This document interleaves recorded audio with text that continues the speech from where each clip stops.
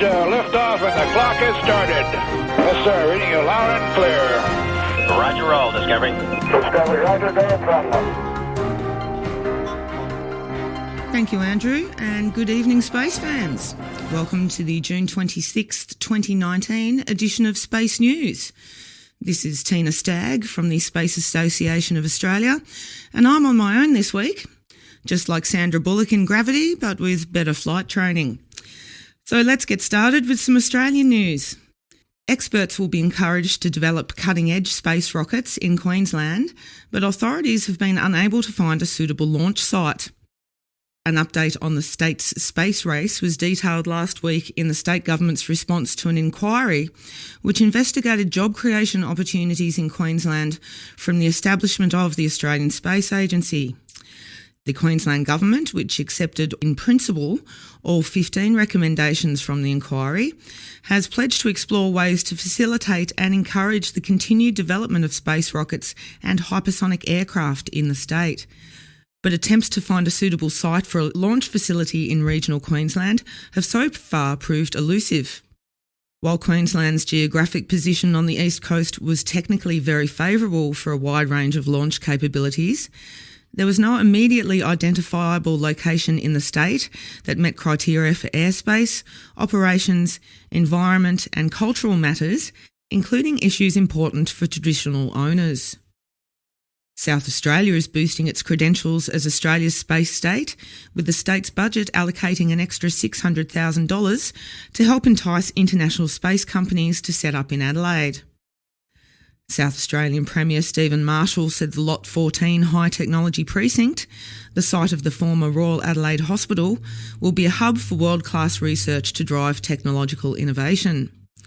The development of Lot 14 is a joint project of the South Australian and federal governments through the 10-year, $551 million Adelaide City deal.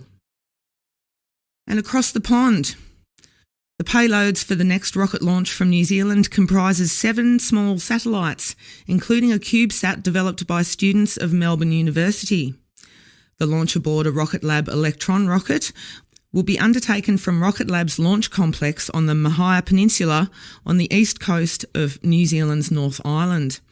This is Rocket Lab's third launch this year, with launches set for around 1 per month for the rest of the year.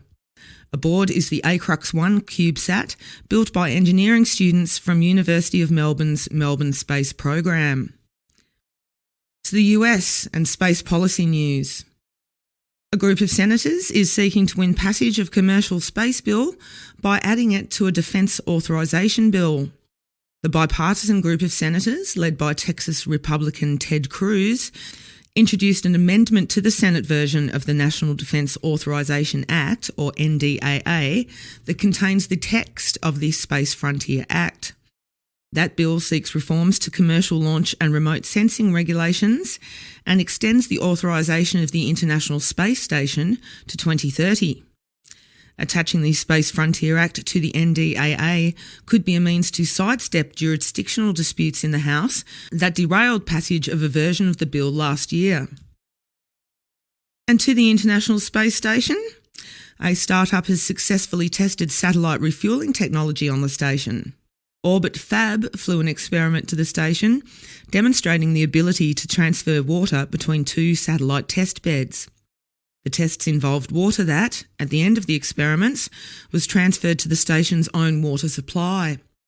The company says those tests, as well as development of a spacecraft refuelling interface, are key milestones in its plan to provide on-orbit refuelling capabilities in the future. In NASA news, a new launch pad for small rockets will be completed at the Kennedy Space Centre by the end of the year. Launch Complex 48 will be a basic concrete slab with 2 side prongs for fuel and oxidizer tanks. The pad is intended for use by small launch vehicles that would provide their own launch infrastructure, such as transporter erectors. The pad would be open to multiple users, although no companies have yet confirmed plans to launch from the site. International Space Station mission planning has revealed new target dates for commercial crew launches. As part of standard planning among the international partners, NASA has revised its visiting vehicle plan for all upcoming and long-range missions to the International Space Station. The plan shows Boeing's uncrewed orbital flight test of their Starliner vehicle moving to a launch planning date of 17th of September from SLC-41 at the Cape Canaveral Air Force Station. Like SpaceX's uncrewed demo flight earlier this year, Starliner's mission will see the vehicle spend 5 days docked to the International Space Station before returning to Earth. While SpaceX and NASA continue to investigate the cause of the Crew Dragon anomaly suffered on the 20th of April during a static fire test of the Super Draco thruster system, the revised schedule shows a new planning date target for SpaceX's crewed DM2 mission. It is now tentatively planned for the 15th of November. According to the document, this would be followed by the work-to-launch date of Starliner's CFT mission on November 30. A US Government Accountability Office report again calls on NASA to develop a contingency plan for accessing the International Space Station should there be more commercial crew delays. The report noted that Boeing and SpaceX have made progress on the vehicles, but concluded additional delays were likely given the history of the program and the work both companies have yet to achieve.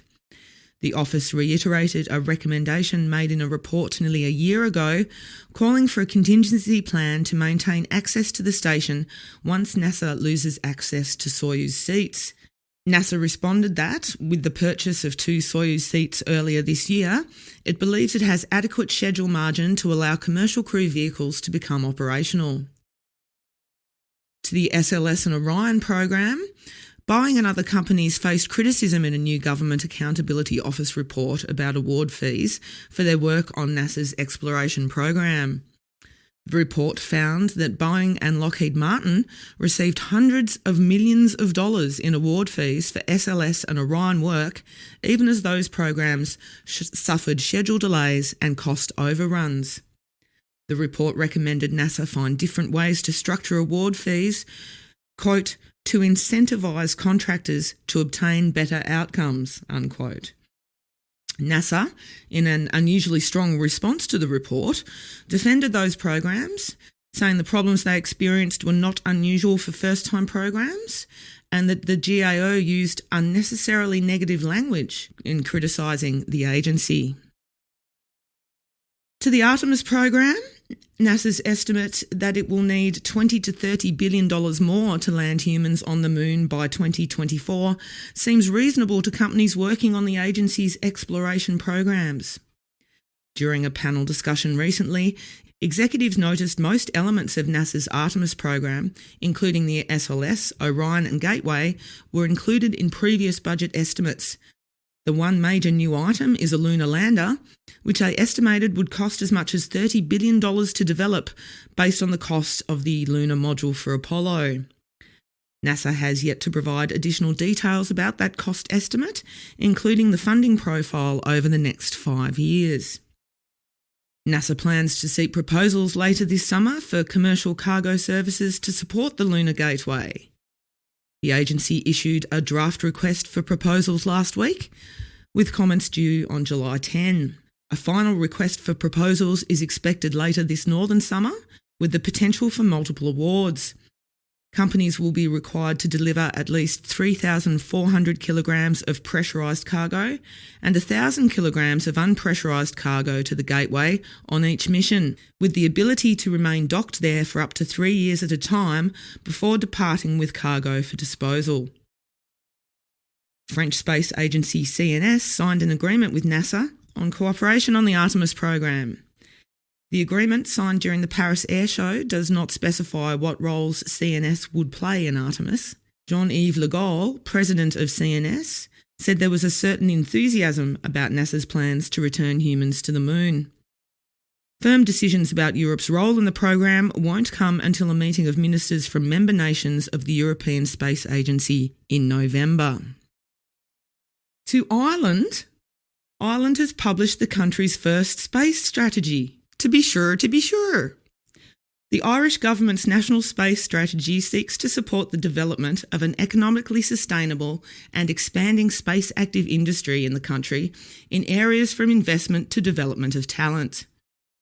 Among the goals of the strategy is to double the revenue and employment in space-related companies in the country by 2025, while increasing the number of Irish companies that have European Space Agency contracts from 67 to 100. To Russia, the Proton launch of a Russian astronomy satellite has been postponed. Roscosmos said a minor flaw was detected during final preparations for the Proton launch of the Spectre RG X-ray astronomy satellite last week. The launch will be postponed to at least Saturday to correct the issue, which an industry source said was with the satellite and not the launch vehicle. And in Canada, a Canadian space situational awareness startup has secured the support of the Canadian government. The agreement between North Star Earth and Space and Canadian Commercial Corporation will allow North Star to work with the United States and other nations to provide SAA services. The company has proposed developing a satellite constellation that will track objects in orbit while also performing Earth remote sensing. To commercial news and Blue Origin. Blue Origin has performed the first hot fire test of the engine for its Blue Moon lunar lander. Company founder Jeff Bezos announced the test on Twitter last week, saying the 35-second test at the Marshall Space Flight Center went as planned. The engine, using liquid hydrogen and liquid oxygen propellants and capable of 10,000 pounds force of thrust, will be used on the Blue Moon lander Blue Origin is developing. And finally, an Apollo-era rocket is back on public display after being refurbished. The Saturn 1B rocket has returned to the rocket garden at the Kennedy Space Center visitor complex after undergoing a nearly year-long refurbishment. The rocket was built and prepared for potential use on a Skylab rescue mission and had been on display at the visitor centre for 40 years. The refurbishment repaired damage done by years of exposure to the elements, which had corroded some parts of the rocket. The centre said the restoration should add several decades to the life of the rocket. Well, that's the news for this week, and thank you, Andrew, and back to the Space Show.